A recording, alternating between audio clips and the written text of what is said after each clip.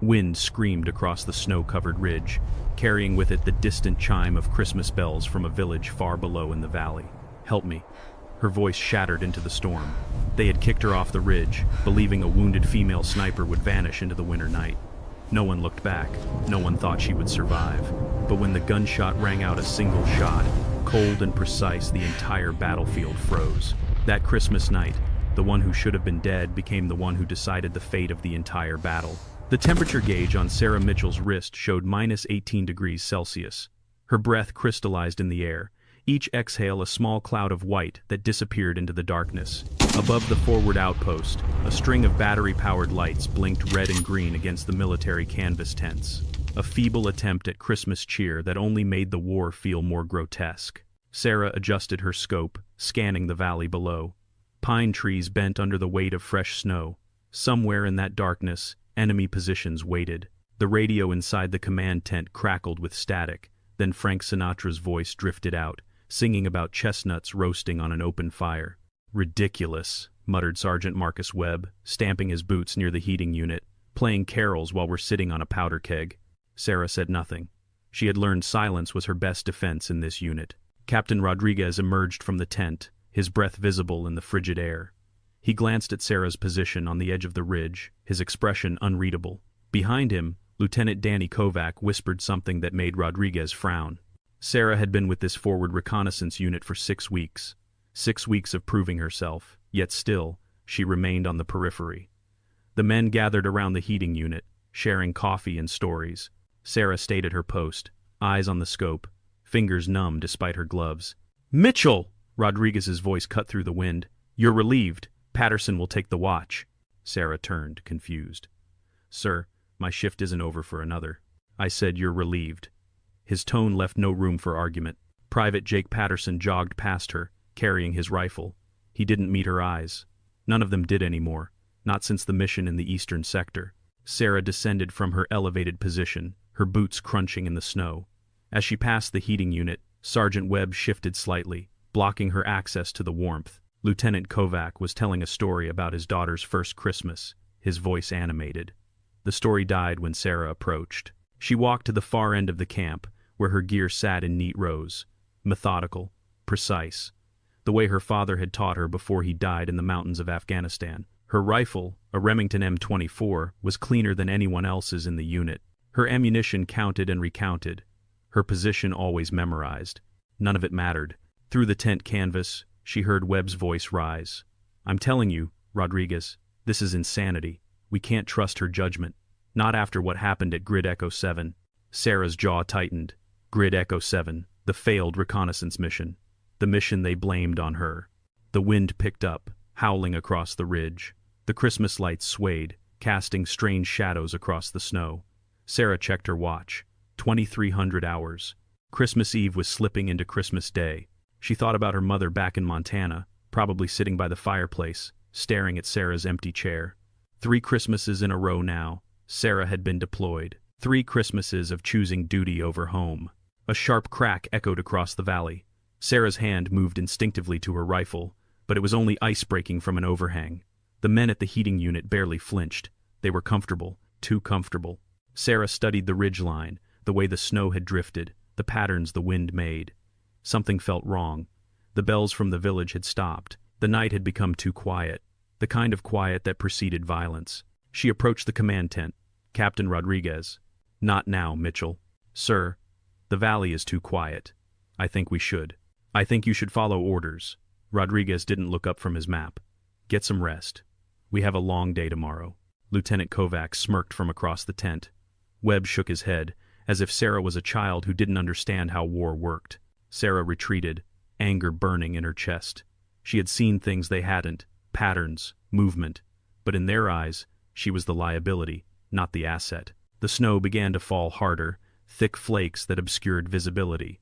Sarah returned to her gear, checking her rifle one more time. The metal was cold enough to burn skin. She loaded a magazine, the mechanical click satisfying in its certainty. Somewhere in the darkness, a branch snapped. The sound was wrong, too deliberate, too close. Sarah's instincts screamed at her, but when she looked toward the command tent, the men were laughing at something Kovac had said. She stood alone at the edge of the ridge, the outcast, the one they didn't trust, watching the darkness swallow the valley below while Christmas carols played on, tinny and distant, a mockery of peace. The rejection hadn't started with Grid Echo 7. It had started the day Sarah arrived at Fort Bragg, the only woman in a sniper unit that had never wanted one. She remembered Captain Rodriguez's face during the briefing, the way his expression had tightened when she walked into the room. "Mitchell," he had said, reading from her file, "top marks in marksmanship, excellent field evaluations, recommended by Colonel Brennan himself." But his tone suggested that recommendations meant nothing here. The men had tested her immediately. Sergeant Webb accidentally gave her faulty coordinates during her first training exercise. Lieutenant Kovac questioned every calculation she made, every wind adjustment, every range estimation. Private Patterson, the youngest of the unit, simply ignored her, as if acknowledging her existence would somehow contaminate him. Sarah had endured it all with silence. She outshot them at the range. She memorized terrain faster. She maintained her equipment with obsessive precision. None of it mattered. They had decided before she arrived that she didn't belong. Grid Echo 7 had been the breaking point. The mission was supposed to be simple: reconnaissance, observe enemy supply routes through a mountain pass, report back, extract. Sarah had been positioned on overwatch, providing cover while Webb and Kovac moved through the valley. She had seen the ambush before it happened, the way the shadows moved wrong, the glint of metal where there should have been none. She had radioed the warning: hold position, something's wrong. Webb had ignored her. "We're 30 meters from the objective, we're going in." "Sergeant, I have eyes on possible." "Mitchell, maintain radio silence unless you have confirmed targets." She had watched through her scope as Webb and Kovac walked into the trap, watched as the enemy closed in. She had taken the shots, 3 confirmed kills that allowed them to escape. But in the chaos, intelligence documents were lost. Critical information about supply routes burned when Webb threw a thermite grenade to cover their retreat. Back at base, Rodriguez had been furious. "That intelligence was vital, Mitchell." "Sir, I warned them about the ambush. You spooked them with ghosts. Webb says you panicked, started seeing threats that weren't there." "That's not true. I saw." "What you saw," Rodriguez interrupted, "was an opportunity to play hero, and it cost us the mission." Webb and Kovac had stood behind the captain, their faces unreadable. They hadn't contradicted the narrative. They had let Sarah take the fall. Now, standing on the Christmas ridge, Sarah felt the weight of that injustice like ice in her lungs. She had saved their lives, and they had repaid her with lies. The tent flap opened. Sergeant Webb emerged, his face hard. He walked toward Sarah with deliberate steps, his boots leaving deep prints in the fresh snow. "Mitchell." His voice was flat. "The captain wants to talk to you." Sarah followed him to the command tent. Inside, Rodriguez sat with a map spread across the field table. Lieutenant Kovac stood in the corner, arms crossed.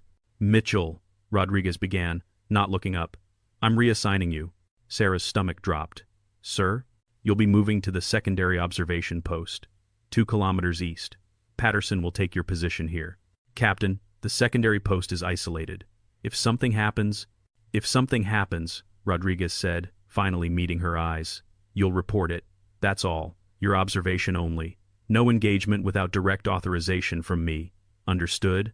"Sir, I don't understand why." "Because I don't trust your judgment, Mitchell." The words were cold, final. "You see threats everywhere. You compromise operational security with your paranoia. The team needs someone reliable, not someone who fires at shadows. I saved their lives at Echo 7. Webb's face flushed red. "You nearly got us killed. We had the situation under control until you started shooting." "You walked into an ambush!" "Enough," Rodriguez stood. "Mitchell, you're dismissed. Pack your gear. Transport leaves at 0600. Sarah wanted to argue, wanted to scream the truth, but she saw it in their faces. They had decided. Nothing she said would change their minds. She turned and walked out into the snow. Behind her she heard Kovac laugh. Good riddance. The wind had picked up, carrying with it the smell of pine and smoke. Sarah packed her gear with shaking hands, anger and humiliation burning in her throat. They were sending her away, isolating her, making her invisible. She thought about her father, about the stories he told of his own battles, the times when doing the right thing meant standing alone. "The shot matters," he had always said, "not who takes credit for it." Sarah finished packing. She checked her rifle one final time, running her hand along the barrel. Whatever they thought of her, she was still a soldier. She would still do her duty, even if they never saw it. The argument erupted at 0300 hours. When the wind was strongest and the snow fell like a curtain, Sarah had stayed at her position despite the reassignment, unable to sleep, watching the valley with growing unease. She had seen movements subtle, professional, the kind that only trained eyes would catch. Enemy reconnaissance, probing their defenses. She had reported it to Rodriguez, who dismissed it immediately. "Get off the radio, Mitchell, you're seeing ghosts again." "Captain, I have confirmed movement at Grid Delta 4. Multiple contacts, moving in formation." "God damn it, Mitchell." Rodriguez's voice crackled with fury. "I told you observation only. Stop wasting bandwidth with your paranoid fantasies." "They're real, sir. If we don't reinforce the western flank, one more word and I'll have you court-martialed for insubordination." The radio went dead. Sarah stared at her scope, watching the shadows move with lethal precision. They were real. She knew they were real. But no one would listen. She grabbed her rifle and headed toward the command tent, determined to make Rodriguez see the truth. The snow was thick now, visibility down to meters. She had to squint to see the lights ahead. Sergeant Webb intercepted her halfway there. "Where the hell do you think you're going?" "I need to talk to the captain. There's enemy movement in the valley." "There's nothing in that valley except your imagination." Webb's face was inches from hers, his breath hot with coffee and anger. "You just can't let it go, can you? Can't accept that maybe, just maybe, you're not the expert you think you are." "I know what I saw. You don't know anything." Lieutenant Kovac appeared from the darkness, flanking her. "You're a liability, Mitchell. A danger to this whole unit." Sarah's hand tightened on her rifle. "Get out of my way." "Or what?" Kovac's smile was cruel. "You'll shoot us? Add mutiny to your list of failures?" More men emerged from the snow: Patterson, Corporal Hayes, Private Rodriguez. They formed a semicircle around Sarah, their faces hard in the dim light. "We've been talking," Webb said quietly. "The captain doesn't know it yet, but he will. You're not just going to the secondary post. You're going home. We're filing a formal complaint. Psychiatric concerns.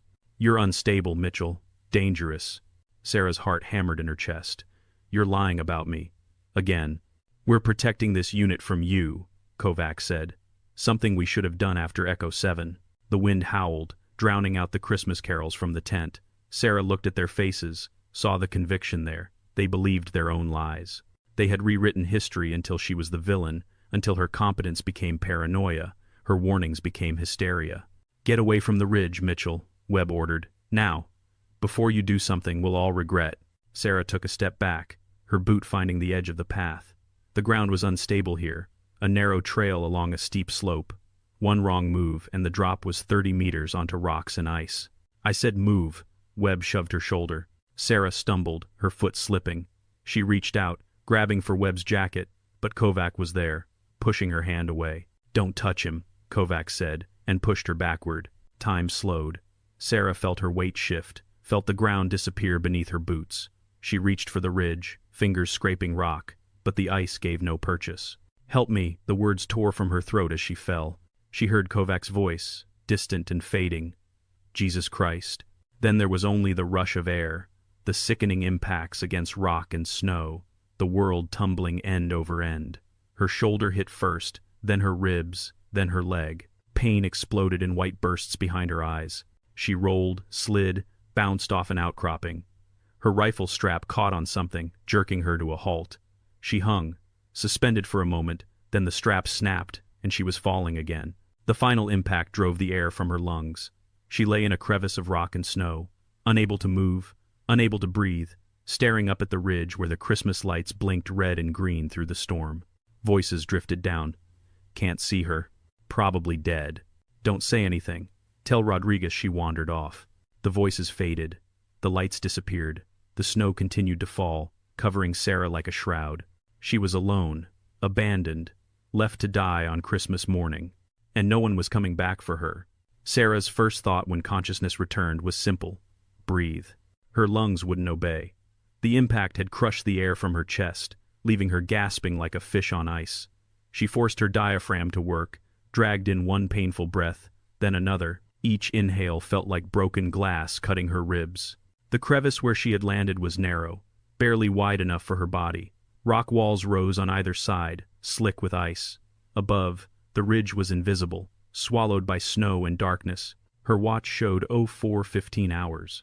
She had been unconscious for over an hour. Sarah tried to move her right leg. White-hot agony shot through her ankle. Broken or badly sprained either way, she wouldn't be walking. Her left arm responded, and she felt along her body for injuries. Ribs bruised but not broken. Head intact, though a warm trickle of blood ran down from her hairline. Shoulder dislocated. She had fallen 30 meters and survived. The snow had cushioned some of the impact, and luck or something darker had guided her into this crevice instead of onto the rocks below. Sarah reached for her radio. Gone. Torn from her vest during the fall. She checked for her rifle. It lay 3 meters away, partially buried in snow. She pulled herself toward it, using her good arm, dragging her injured leg. Each movement was torture. Each meter took minutes. When she finally reached the rifle, she sobbed with relief. The weapon was intact. The scope had survived. She had bullets. Sarah wedged herself into a sitting position against the rock wall. Her thermal gear was torn, and the cold was already seeping into her bones. Hypothermia would kill her faster than the injuries. She pulled her emergency blanket from her vest, wrapped it around her shoulders, and huddled into the smallest space possible to conserve heat. Don't sleep. If you sleep, you die. Her father's voice echoed in her memory. She was 9 years old, lost with him in a Montana snowstorm when their truck broke down. He had kept her awake all night with stories, with songs, with anything to prevent her from surrendering to the cold. "Tell me about Christmas, Dad," she whispered to the darkness. Her voice was small, childlike. She remembered the Christmas before he deployed for the last time. They had gone hunting together, just the two of them in the mountains. He had taught her about wind patterns, about how cold air affects trajectory, about patience and precision. "A good shot," he had said, "is 90% preparation, 10% execution. You do the work before you pull the trigger." Sarah checked her rifle with numb fingers. The bolt moved smoothly. The scope was calibrated. She counted her ammunition, 18 rounds. 18 chances. For what? She didn't know. She only knew that preparation was how you stayed alive. The cold intensified. Sarah's teeth chattered so hard she bit her tongue, tasting blood. She tucked her hands under her armpits, but the feeling was leaving her fingers. She couldn't stop shaking. Think. Focus. Stay awake. She forced herself to survey her position. The crevice was about 4 meters deep, protected from the wind but also invisible from above. No one would find her here. Even if they searched, which they wouldn't, the snow would cover all traces of her fall. Sarah looked out from her shelter. Through the gap in the rocks, she had a clear view of the valley below. The same valley she had been observing from the ridge. From this angle, she could see terrain that had been invisible from above, dead space where enemy forces could move undetected. And there, in the pre-dawn darkness, she saw them. 20, maybe 30 figures moving through the trees, professional, coordinated, heading directly toward the forward outpost. The ambush she had warned about. The threat Rodriguez had dismissed. Sarah tried to stand, gasping as pain shot through her leg. She collapsed back against the rock. She had no radio, no way to warn them. The unit on the ridge was about to be slaughtered, and there was nothing she could do, except watch them die. No. The word rose from somewhere deep, somewhere that refused to surrender. Her father's voice again. "You're a Mitchell.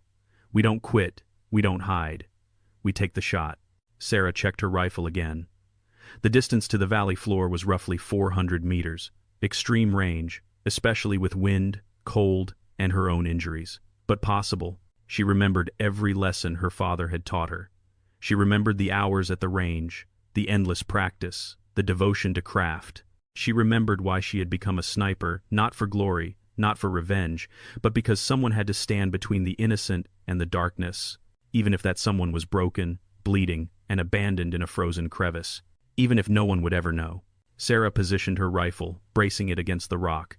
Her hands shook from cold and shock, but muscle memory took over. She calculated windage, elevation, temperature. The math was automatic, ingrained. She settled in to wait, to watch, to prepare, and when the moment came, if it came, she would take the shot. Because that's what snipers do. That's what Mitchells do. They take the shot that saves lives, even when everyone has given up on them, especially then. The attack came at dawn, just as the sky began to lighten from black to gray. Sarah watched through her scope as the enemy forces split into 3 groups. Professional tactics, one group to flank from the west, one to approach from the valley, one to climb the eastern slope. Captain Rodriguez and his men were surrounded before they knew they were under attack. The first explosion tore through the communications tent, sending debris and flame into the morning air. The sound echoed across the valley, followed immediately by automatic weapons fire. Through her scope, Sarah saw the forward outpost erupt into chaos. Men scrambled for weapons, diving behind barriers that had been set up for show, not actual defense. They had been so confident in their position, so certain that Sarah's warnings were paranoid delusions. Now they were paying for their arrogance. Captain Rodriguez emerged from his tent, shouting orders Sarah couldn't hear. Sergeant Webb took a position behind the heating unit, firing in controlled bursts. Lieutenant Kovac was trying to coordinate a defense on the eastern slope, but the enemy was already above them, firing down. Sarah watched Private Patterson get hit, spinning backward into the snow. Corporal Hayes dragged him behind cover, returning fire blindly. The tactical situation was clear to Sarah, clearer than it would be to anyone on the ridge. From her position, she could see the entire battlefield, see how the enemy was moving, where they were strongest, where they were vulnerable. The enemy commander was setting up a heavy machine gun on a rock outcropping, 360 meters from Sarah's position. Once that weapon was operational, it would have clear sight lines to the entire ridge. The Americans would be slaughtered. Sarah shifted her rifle, ignoring the screaming pain in her leg. Her fingers were so numb she could barely feel the trigger. She tucked her hands under her arms for 30 seconds, forcing blood back into them. "Come on, work. I need you to work." The machine gun crew was setting up the tripod. 2 men, working efficiently. They would be ready in less than a minute. Sarah checked her ammunition. 17 rounds left. She had to make every shot count. Her hands were steadier now, warmed slightly by her body heat. She pressed her eye to the scope, adjusting for distance and wind. The wind. It was the critical factor. At this range, even a small miscalculation would send the bullet meters off target. Sarah watched the snow patterns, the way flags moved on the enemy position, the bend of the few trees still standing. 8.3 miles per hour from the northwest. Adjust 3 clicks right. Her father's voice. Breathe. Wait for the pause between heartbeats. That's when you're still. Sarah inhaled slowly, exhaled, found the space between breaths where the body became perfectly motionless. Her finger tightened on the trigger. The rifle bucked against her shoulder. The sound was massive in the confined space of the crevice, echoing off the rock walls. Through the scope, she saw the machine gunner's head snap back. He crumpled across the weapon. The second crew member froze, looking around in confusion. Where had the shot come from? Not from the ridge, those men were pinned down. From the valley? Impossible at this angle. Sarah had already chambered another round. She adjusted 1 click left. The first shot had pulled slightly right in the wind. She found her stillness again. Fired. The second man fell. The machine gun sat unmanned on its tripod, useless. On the ridge, the Americans were too busy fighting for their lives to notice. But the enemy had noticed. Officers were shouting, pointing, trying to locate the sniper. Sarah smiled grimly. Good luck. She was a ghost, a phantom firing from a position that didn't exist. She scanned for the next target. The enemy was regrouping on the western flank, preparing to rush the command tent. 8 men, moving in pairs. Their leader was a tall man in winter camouflage, coordinating the assault with hand signals. 420 meters. Uphill shot. Wind still steady at 8.3. Sarah adjusted her scope, found the leader, breathed, waited, fired. The man dropped.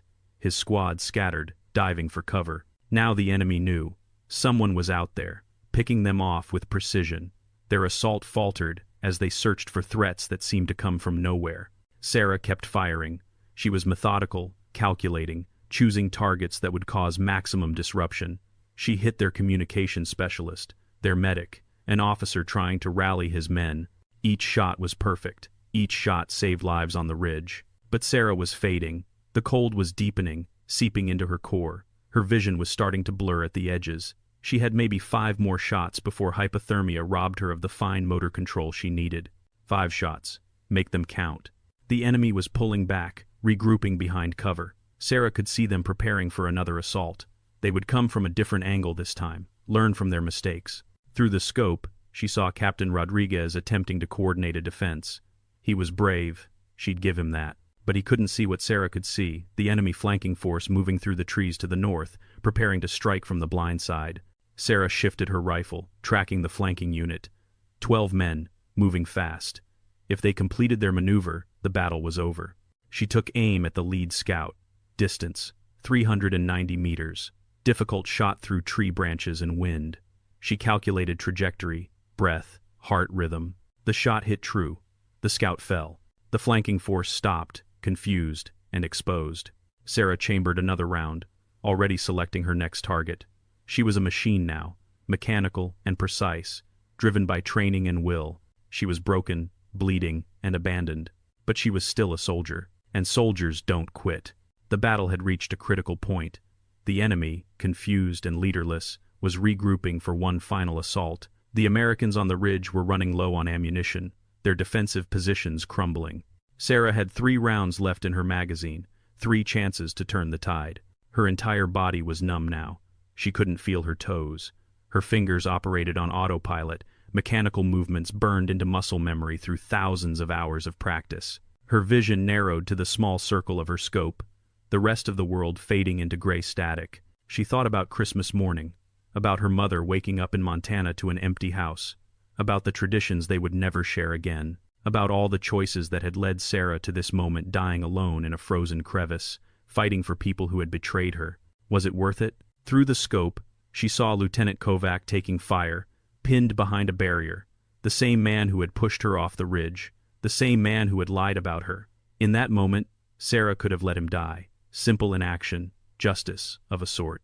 Instead, she tracked the enemy soldier moving to flank him, 440 meters, wind gusting. She adjusted, breathed, fired. The enemy dropped. Kovac lived, never knowing who had saved him. Sarah smiled bitterly. "Merry Christmas," she whispered. 2 rounds left. The enemy commander had finally appeared, directing his forces from a position near the destroyed communications tent. He was trying to rally his troops for one last push. If he succeeded, if he managed to coordinate his scattered units, the ridge would fall. Sarah studied him through her scope, 500 meters beyond the effective range of most snipers in these conditions. The wind was unpredictable, gusting between 8 and 12 miles per hour. Her hands were shaking uncontrollably from cold and blood loss. This was the shot her father had described, the impossible shot, the one where preparation met opportunity, where skill transcended circumstance. She ran the calculations: wind, temperature, altitude, the slight cant of her rifle against the rock, the curve of the earth itself at this distance. 100 variables, any one of which could send the bullet wide. Sarah closed her eyes, centering herself. She thought about her father in the mountains, teaching her to read the wind by the way snow danced across the ground. She thought about her first deer at age 12, the patience it had taken to wait for the perfect moment. She thought about every lesson, every hour of practice, every sacrifice that had brought her to this instant. When she opened her eyes, the world was crystal clear. The shaking stopped. Her breathing settled. She was no longer Sarah Mitchell, the rejected soldier dying in a crevice. She was something purer, an instrument of precision, a convergence of skill and necessity. She found the enemy commander in her scope, adjusted for distance, wind, the Earth's rotation. Her finger rested lightly on the trigger. She whispered, "Sorry, but I'm still here." The rifle fired. For a moment, the world held its breath. The sound of the gunshot echoed across the valley, sharp and final. Snow swirled, wind howled. Then, through her scope, Sarah saw the enemy commander fall backward, a red stain spreading across the snow. The battlefield went silent. The enemy soldiers froze, staring at their fallen leader. The Americans on the ridge stopped firing, confused by the sudden cessation of the assault. Through the scope, Sarah watched the enemy's resolve crumble. Their commander was dead. Their assault had failed. Men began retreating, first in 1s and 2s, then in a rout. They disappeared into the forest, abandoning their wounded, their equipment, their mission. On the ridge, Captain Rodriguez emerged from cover, scanning the valley with binoculars, trying to understand what had just happened. Sergeant Webb was shouting orders, securing the perimeter. Lieutenant Kovac stood motionless, staring at the dead enemy commander, calculating the impossible angle of the shot. Sarah lowered her rifle. 1 round left. She wouldn't need it now. The battle was over. The ridge was saved. And she had done it alone. Sarah leaned back against the rock wall, letting the rifle rest across her lap. The adrenaline was fading, and with it, the last of her strength. The cold was absolute now, seeping into her bones, turning her blood to ice. She looked up at the sky. The storm was passing. Between the clouds, she caught a glimpse of stars fading in the dawn light. Christmas morning, somewhere, People were opening presents, drinking cocoa, celebrating life. Sarah closed her eyes. She had done her duty. She had saved her unit, despite everything they had done to her. Her father would have been proud. "I took the shot, Dad," she whispered. "I took the shot." The darkness came softly then, like sleep, like peace. And Christmas morning was silent on the frozen ridge. The silence lasted exactly 47 seconds before chaos erupted again. "Sniper!" someone yelled on the ridge. "We've got friendlies in the valley." Sarah's eyes snapped open. Through the fog of hypothermia, she heard voices crackling over radios, orders being shouted, confusion spreading through the unit. Captain Rodriguez's voice boomed across the ridge. "Patterson, Hayes, Kovac, fan out, find our people." Our people. They thought Allied forces had arrived. They didn't understand yet. Sarah's hand moved to her rifle. She had to tell them, had to explain, but her fingers wouldn't respond. Her lips were frozen, unable to form words. She was disappearing into the cold, becoming part of the mountain. Move. You have to move. She dragged her body forward, inch by agonizing inch, until she was at the edge of her crevice. Above, the ridge remained invisible in the swirling snow. Below, the valley was a graveyard of enemy bodies, each one marking her perfect shots. A radio crackled somewhere, one of the enemy's dropped devices, still functional. Sarah pulled herself toward it, her progress measured in heartbeats and pain. When she finally reached it, she fumbled with numb fingers at the frequency dial. American tactical frequencies. She had them memorized. She managed to turn the device on. Voices flooded through. Searching grid Echo 4. Negative on contacts. Where the hell did they go? Sarah's lips moved, but no sound came. She tried again, forcing air through her frozen throat. Here. The word was barely a whisper, lost in the wind. An enemy soldier stirred 5 meters from her position, wounded but alive. He reached for his rifle, his eyes finding Sarah's position. Time slowed. Sarah's hand moved to her weapon, but she was too weak, too slow. The enemy raised his rifle. A shot rang out from the ridge, Sergeant Webb's distinctive 3-round burst. The enemy soldier collapsed. "Contact! I've got contact in the valley!" Webb's voice echoed across the snow. Sarah used the last of her strength to key the radio. "Don't shoot." Static. Then Webb's voice, uncertain. "Who said that?" "Identify yourself." "Mitchell." Her name came out as a rasp, barely human. "Sarah Mitchell." The radio went silent for a long moment. Then Captain Rodriguez's voice, sharp with disbelief. "Mitchell? That's impossible. You're alive." Sarah laughed, the sound turning into a cough that brought blood to her lips. "Grid, Delta 3, crevice, can't move." "Jesus Christ," she heard Kovac whisper. Rodriguez again. "Mitchell, stay put. We're coming to you. Do you copy?" "Roger." Sarah let the radio fall from her hand. She had done enough. Said enough. Now they knew. But she wasn't done yet. Through the scope, she tracked movement on the eastern ridge, 3 enemy soldiers, cut off from their retreating force, trying to circle behind the American position. They were hidden in a fold of terrain, invisible to everyone except Sarah. She had 1 round left. Sarah positioned her rifle, fighting to keep her vision clear. The scope swam in and out of focus. Her hands shook so badly she could barely hold the weapon steady. 3 targets, 1 bullet. Impossible mathematics. Unless... She tracked the lead soldier until he passed behind a fuel drum abandoned by the enemy, the kind of drum that held diesel for their generators. She could see the fumes rising from a crack in the metal where a bullet had punctured it earlier. Sarah adjusted her aim. Not at the soldier. At the drum. 530 meters. Wind at 9 miles per hour. Frozen air making the trajectory drop faster. She had to calculate for the ricochet angle, the explosive force, the shrapnel pattern. 1 shot. Last chance. Sarah's father's final words to her before his last deployment echoed in her mind. Sometimes the impossible shot is the only shot worth taking. She fired. The bullet struck the drum at precisely the right angle. For a split second, nothing happened. Then the diesel ignited, not an explosion, but a rapid combustion that engulfed the 3 enemy soldiers in flame. They stumbled from their cover, burning, screaming, no longer a threat. On the ridge, every American soldier turned toward the source of that single gunshot. They traced the trajectory back, into an impossible position far below. "My God," someone whispered. "She's been shooting this whole time." Sarah's rifle slipped from her hands. Empty now, all ammunition expended. She had nothing left to give. She slumped against the rock wall, watching the sky lighten with dawn. The storm was passing. Rays of sun broke through the clouds, turning the snow to diamonds. Beautiful. It's all so beautiful. Voices called her name from above. Ropes appeared, dropped from the ridge. Men were coming, Webb, Hayes, Patterson. They were climbing down to her position, moving with frantic urgency. Sarah smiled. Too late. Too cold. She was already somewhere else, somewhere warm where her father waited, where Christmas mornings lasted forever. Mitchell, Sarah, stay with us. Hands on her, blankets, heat packs, someone cutting away her frozen clothing, checking her vitals. Sergeant Webb's face appeared above hers, his expression twisted with something between horror and awe. I'm sorry, he whispered. God, Sarah, I'm so sorry. Sarah tried to respond, but darkness was claiming her again.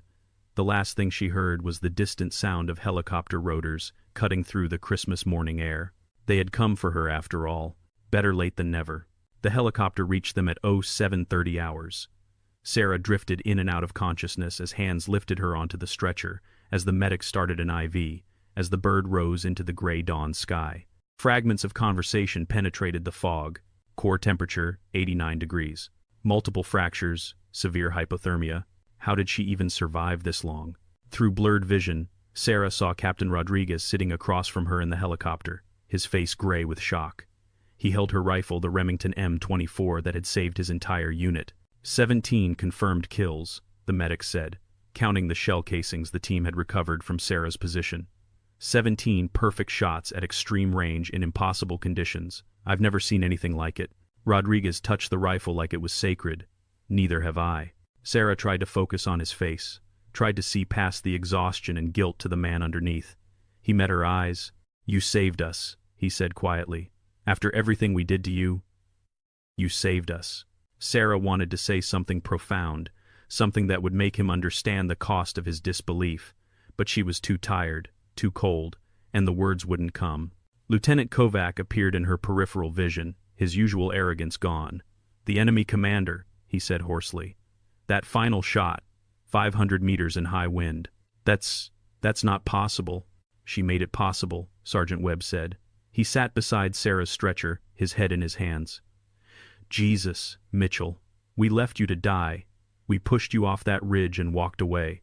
Sarah found her voice, a whisper barely audible over the helicopter noise. I know. The 3 words hung in the air, heavy with accusation and truth. I'm filing a formal report, Rodriguez said, his voice hard now, directed at Kovac and Webb. A full investigation into what happened on that ridge. You two pushed a fellow soldier to her death. That's attempted murder. Captain, we didn't mean Kovac started. You didn't mean to push her off a cliff? Or you didn't mean for her to survive to tell about it? Kovac's face went white. Webb said nothing, staring at his hands. The medic interrupted. Sir, she's crashing. BP dropping. Heart rate erratic. We need to land now. The pilot's voice crackled through the comm. 2 minutes to field hospital. Hang on. Sarah felt her consciousness slipping. She fought to stay present, to witness this moment, but the darkness was patient and strong. Her last thought before the void claimed her was simple. I did my duty. The rest doesn't matter. Sarah woke in a white room that smelled of antiseptic and pine needles. Sunlight streamed through a window, blindingly bright. An IV dripped clear fluid into her arm. Her leg was encased in a cast, elevated on pillows. Her ribs were taped, her shoulder immobilized. She was alive. A nurse noticed her eyes opening and smiled. Welcome back, Sergeant Mitchell. You gave us quite a scare. How long? Sarah's voice was rough from disuse. 3 days. You had severe hypothermia, a broken ankle, dislocated shoulder, fractured ribs, and about a dozen other injuries. The doctor said it's a miracle you survived. Not a miracle, Sarah murmured. Stubbornness. The nurse laughed. Well, whatever it was, you're a hero. The whole base is talking about what you did on that ridge. Hero. The word felt strange. Sarah had never thought of herself that way. She had simply done her job, taken the shots that needed taking. That's what snipers did. The door opened and Colonel Brennan entered, the officer who had originally recommended Sarah for the unit. He was in his 50s, gray-haired, with kind eyes that had seen too much war. Sergeant Mitchell. He pulled up a chair beside her bed. How are you feeling? Like I fell off a mountain, sir. Brennan smiled grimly. That's because you did. I've read the reports. All of them. including the ones Sergeant Webb and Lieutenant Kovac tried to bury. Sarah's chest tightened. Sir? They're being court-martialed. Both of them, along with formal reprimands for Captain Rodriguez for creating a hostile environment. What happened on that ridge? He shook his head. It was inexcusable. They were afraid, Sarah said quietly. Afraid I'd get them killed. They weren't entirely wrong. I did compromise Echo 7. No. Brennan's voice was firm. You saved Echo 7. I've reviewed the mission footage from Patterson's helmet cam. You identified the ambush, provided covering fire, and enabled the extraction. Webb and Kovac lied in their reports because they couldn't accept that you were right and they were wrong. Sarah absorbed this. 3 months of guilt, of second-guessing herself, of wondering if maybe she was the problem. It all unraveled in the face of the truth. The enemy forces you engaged on Christmas morning, Brennan continued, were part of a major offensive. If they'd taken that ridge, they would have had a clear route to our supply lines. Your actions didn't just save your unit. You prevented a strategic disaster. I was just doing my job, sir. No, Sergeant, you were doing everyone's job. Alone, while injured, after being betrayed by your own team. Brennan leaned forward. The military doesn't always get things right, Mitchell. We're made up of flawed people, making difficult decisions. But sometimes, rarely, we get the chance to correct our mistakes. He pulled out a small box from his jacket. The Army wants to award you the Silver Star for valor. Personally, I think you deserve the Medal of Honor, but the bureaucracy moves slowly. Sarah stared at the box. Awards, medals, recognition. It should have felt like vindication, like justice. Instead, it felt hollow. What I want, she said slowly, is for them to believe me next time, to trust my judgment, to see me as a soldier, not a liability. They will, Brennan promised. They'll have no choice. Your story is going to be told, Mitchell, not just to this unit, but to the entire armed forces. You're going to be a case study in sniper tactics, in survival skills, in what it means to place mission above personal grievance. Sarah closed her eyes. She didn't want to be a case study. She wanted to be left alone, to do her job in peace, to prove her worth through quiet competence rather than dramatic sacrifice. But she understood that choice was no longer hers. She had become something larger than herself, a symbol, a lesson, a story that would be told and retold in training rooms and barracks for years to come. There's someone outside who wants to see you, Brennan said, standing. If you're up for it. Who? Private Patterson. He's been waiting since you arrived, says he owes you an apology. Sarah nodded slowly. Send him in. Patterson entered nervously, his young face lined with guilt and sleeplessness. He stood at attention beside her bed, unable to meet her eyes. Sergeant Mitchell, he swallowed hard. I was there when they pushed you. I didn't stop them. I didn't say anything. I just watched you fall, and then his voice broke. I walked away. I pretended you were already dead because it was easier than admitting what we'd done. Sarah studied him. He was 22, barely more than a kid, following the lead of men he thought he should respect. You were scared, she said. It's hard to stand alone. That's no excuse. You stood alone, against an entire enemy force, after we'd left you to die. Tears streaked down his face. You saved my life on that ridge. I saw it through my scope. An enemy soldier had me in his sights, and then he just dropped. You were down there, freezing to death, and you were still protecting us.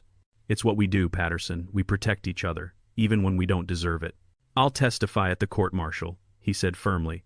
I'll tell them everything I saw, what Webb and Kovac did, how Rodriguez ignored your warnings. All of it. Good. Sarah's voice was gentle. But do it because it's right, not because of me.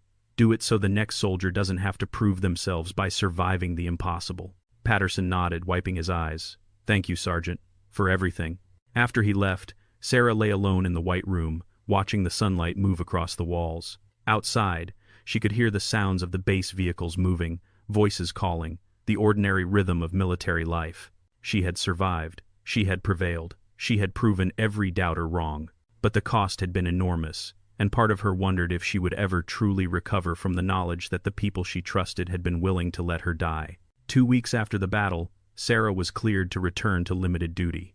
She walked with a cane, her ankle still healing, but the doctor said she would make a full recovery. The forward outpost had been rebuilt.